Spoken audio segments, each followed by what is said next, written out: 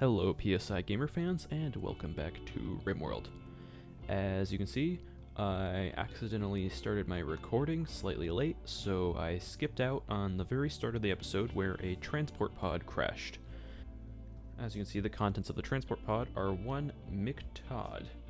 And if we take a look at her stats, we can see she has a very high plant skill, which Shepard does not have, as well as a decent cooking skill, which is better than Shepard.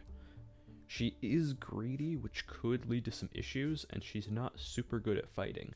However, she is a cannibal, which is very important for the ice sheet lifestyle. So I had Shepard rescue her, put her in the warm room, and patch up her injuries, and with any luck, she will be joining. Shortly after Shepard treats all of McTodd's injuries, another transport pod has been spotted off to the west. The person inside, despite being the oldest pawn I've ever seen in this game at 146 years old, is not super good. So I have Shepard carry him to the base, steal his clothes, and leave him outside to freeze to death. And at this point, we are met with some good news, as McTodd is grateful that we rescued her, and she's decided to join us. And she is going to immediately put on some of the nicer clothing that we have, and Shepard is going to construct a bed for her to rest comfortably. Shepard then spends the majority of the day hauling various items back to the base. Meanwhile, I have McTodd equip the steel club that we have in storage, just because she may be able to help out a little bit if somebody gets into our base. And even though she's not quite fully healed, McTodd gets to work on harvesting some rice and cooking some food, while Shepard rests. It looks like it's going to be much nicer around here now that there's two people to do all the work instead of just one. While McTodd is resting off her injuries, Shepard goes to the north to gather some more steel. He then brings the steel back and uses it to construct a stonecutter's table. At the stonecutter's table, he then cuts some sandstone chunks that are lying around into usable sandstone blocks. After cutting a few stone chunks into blocks, Shepard then deconstructs the outer wall that is made out of steel to the base. He replaces it with sandstone wall instead. Sandstone has two distinct advantages over steel. First of all, sandstone is completely immune to fire, and secondly, it is much harder to destroy. After he completes this task, we receive a quest that we can complete. The Empire would like us to lend them one colonist for 7 days. I'm not going to accept this quest immediately, but I probably will in a few days. At this point, the game reminds me that I only have 1 day left to accept the quest, Lek the Forsaken, if I want to host Lek at my colony for 11 days. I accept the quest, and with a quick look at her stats, we can see that she has very similar skills to McTodd. And that means we can accept the quest to give away one colonist and give away McTodd. And while McTodd is gone, Lek will stay here, and Lek will do cooking and plant work for us instead. The only downside to Lek is she is even worse at fighting than McTodd, and she is not a cannibal, so she may be upset if we run out of regular food. Upon sending away McTodd in the shuttle, we receive a reward of 4 Glitter World medicine and 50 silver coins.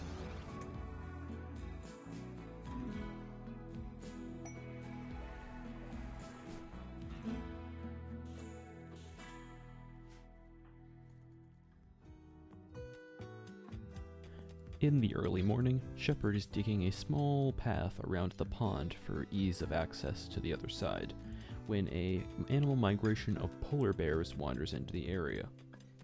Since they will be leaving pretty quickly, this is a short opportunity to get some free food. They will be passing right through this area, so Shepard positions himself in the doorway and opens fire on them when they pass by.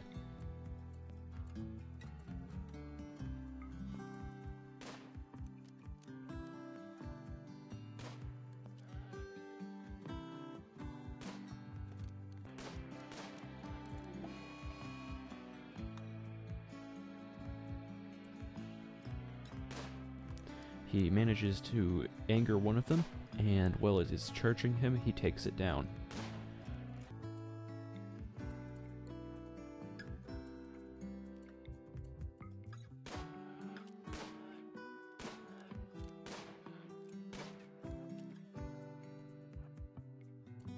He then manages to chase down one more polar bear and take it home before going to rest.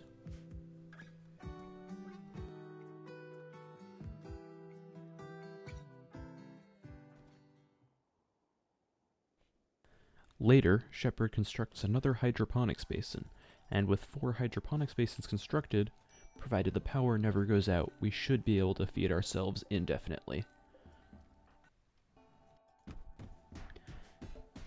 That evening, Lek has a mental breakdown and goes on a tantrum, hitting various items and damaging them in her room.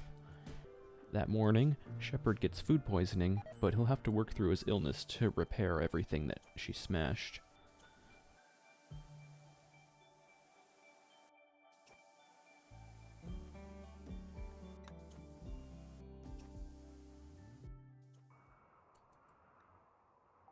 The following evening, a drop of cargo pods appears to the northwest of the base. Inside, there are a large amount of hops. Since Lek has very little else to do, she will haul them back, although they will not be of very much use to us.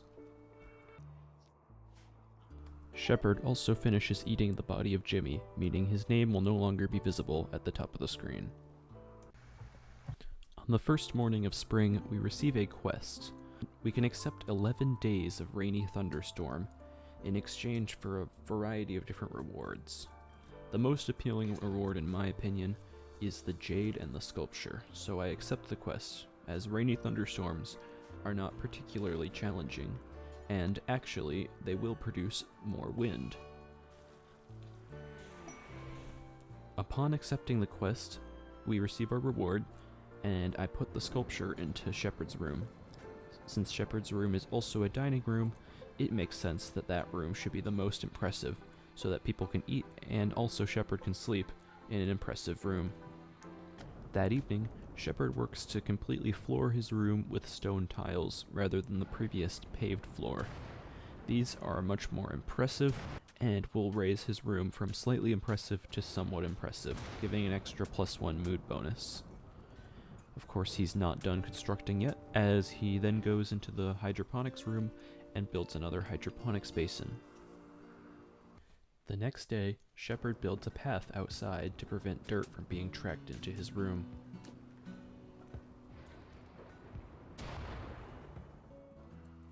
In the afternoon of that day, there is a transport pod crash to the north of the base. The person inside the pod is not particularly useful in terms of skills, so I will drag them to a spot in the yard and wait for them to die. It is at this point that I realized that Shepard and Lek are not quite getting enough recreation just being able to chat with each other. So I build a marble horseshoe pin in Shepard's bedroom so that they might play a game and receive some more recreation.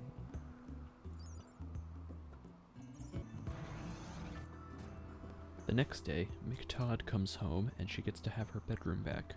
Unfortunately for Lek, she will have to sleep in our storage room, much like Jimmy did. And speaking of the storage room, Lek and Shepard will be working together to remove the batteries from there and to put them into the hydroponics farm. We are very quickly running out of space in our storage room, and I think that the batteries being in the hydroponics farm will help us put more things into our storage room. At midnight on the 6th day of spring, we receive our first raid of this video. This time, unlike all previous raids, there are 2 people attacking us, although they are still both using melee weapons. And for some reason, they decide to walk around the pond, giving Shepard some time to take some preemptive shots at them before they get too close.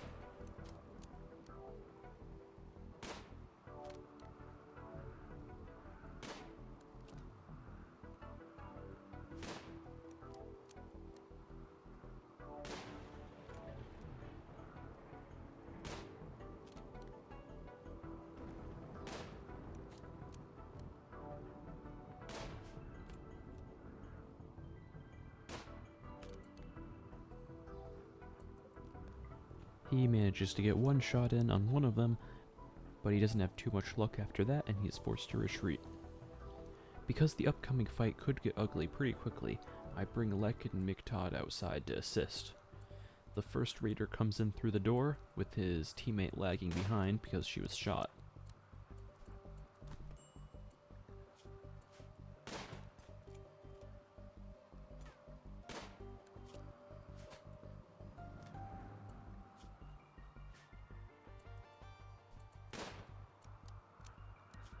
Shepard gets a lucky shot and kills him in one hit.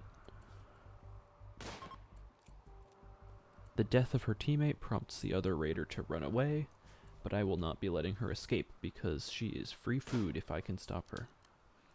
Shepard positions himself in the doorway and starts to fire.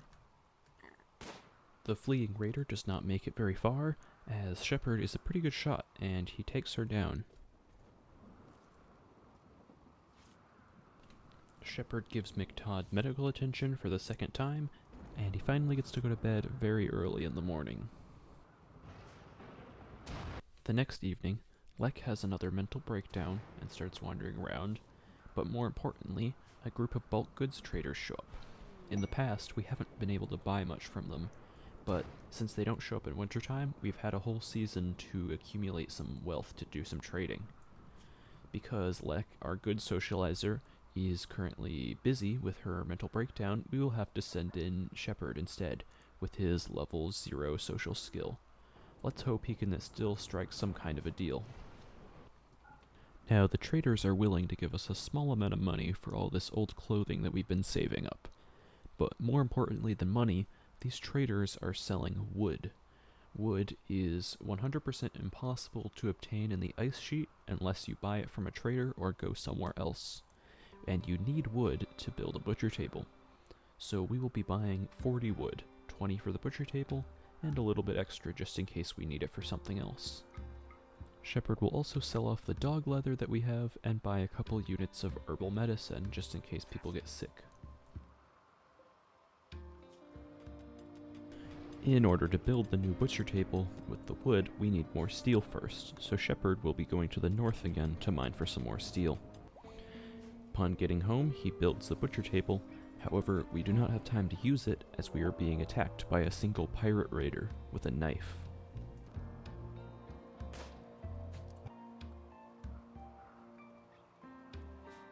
Shepard tries to get some shots in preemptively, but he does not have any success, and he is forced to retreat back to the base, where McTodd is waiting with her club.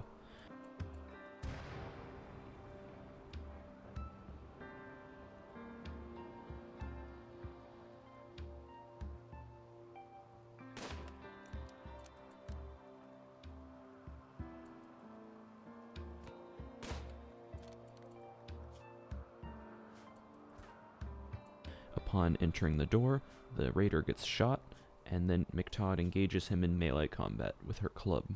McTodd manages to destroy his arm and then knock him down without taking any injuries of her own. This guy's stats are not super impressive, so we will steal his clothing and leave him outside to die. He was also carrying a single smoke leaf joint, so we could potentially give that to someone if they're in a very bad mood. Right after this happens, Lek is now moving on. She has stayed with us for 11 days, and we have sufficiently helped her enough to have her be on her way. Now this means that at some point in the future, we may be able to receive some kind of reward from Lek. But, of course, there's no way to know for sure. Now that Lek is gone, McTodd is going to get to using the butcher table. We are going to queue up a bill to butcher one human corpse. The reason I didn't do this while Lek was around is because it reduces the mood of anyone who is not a cannibal when you butcher a person. After butchering one person and taking them to the stove, we can have McTodd cook some meals out of human meat. These meals will give a very big mood bonus to both Shepard and McTodd when they eat them. After McTodd cooks up some meals out of human meat, she goes back to bed to rest, and Shepard goes to the research bench. And this is where the two will remain for the rest of this episode. Things are definitely looking up for Shepard, and at this point, things are also looking up for McTodd. They have a pretty consistent source of food, and they're about to finish research on a geothermal generator which will allow them to get consistent power. The next task that they will do will probably be researching weapons so that raids are less of a threat. In the meantime, I'm going to be ending this video here. I thank you all for making it to this point in the video, and I'd just like to remind you to subscribe, as 70% or so of my viewers are not subscribed. I'd also like to remind you to like the video, and I will see you all next time. Goodbye.